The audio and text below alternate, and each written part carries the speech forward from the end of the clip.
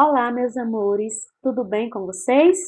Bom, a nossa aula de história de hoje é uma aula complementar da aula que tivemos anteriormente, certo?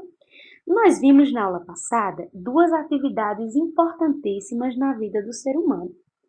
As atividades de trabalho, que são aquelas atividades praticadas pelo ser humano para conseguir meios de sobrevivência, e vimos também as atividades de lazer, que são aquelas que proporcionam o bem-estar do ser humano e também a diversão.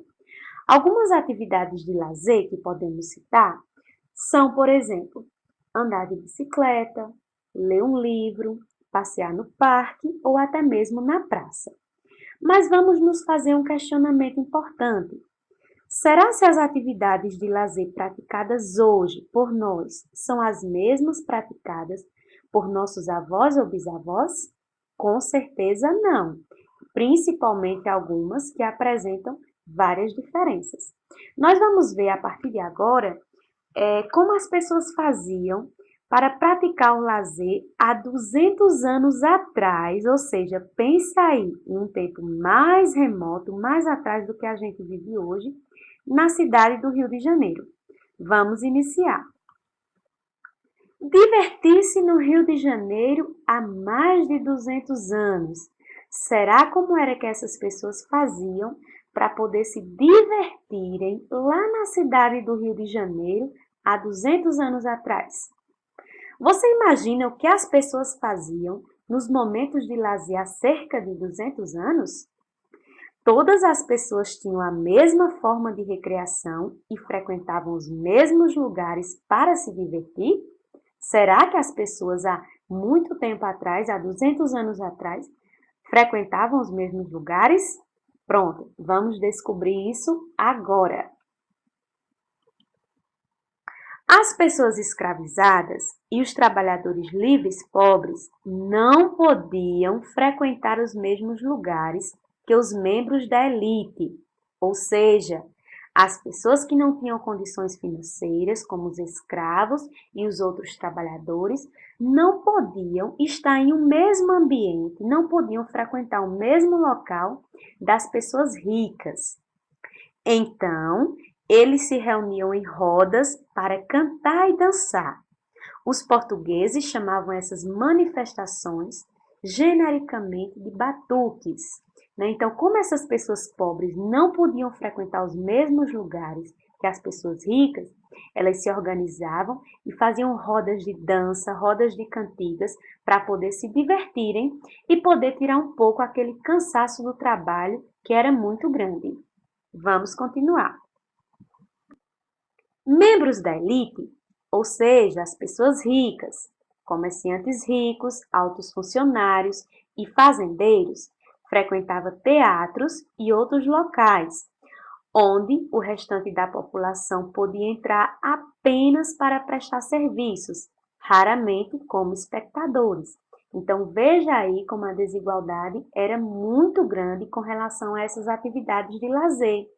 Jamais ou dificilmente uma pessoa pobre poderia entrar em um local como, por exemplo, um teatro, porque lá era considerado um local apenas para pessoas ricas.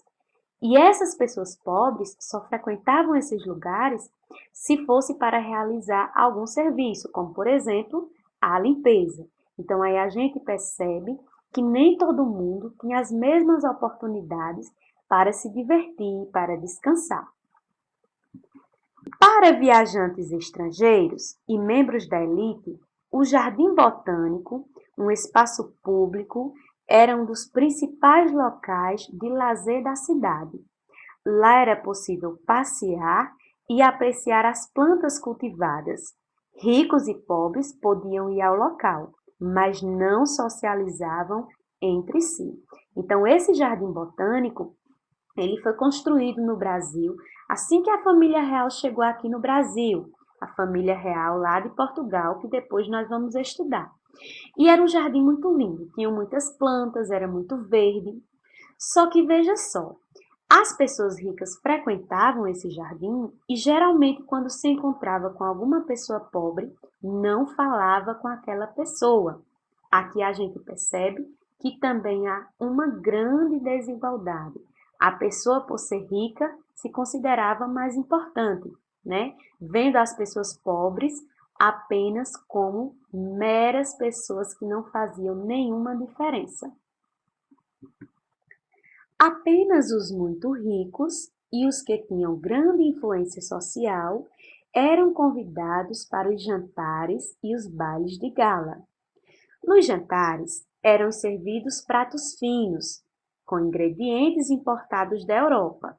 Nos salões de baile ocorriam apresentações musicais, leitura e declamação de poemas. Então, vemos aqui que, mais uma vez, as pessoas pobres nessa época eram deixadas de fora. Elas não eram convidadas para esses jantares e muito menos para esses bailes de gala. Então, mais uma vez, a pessoa pobre não tinha oportunidade de uma atividade de lazer como essa.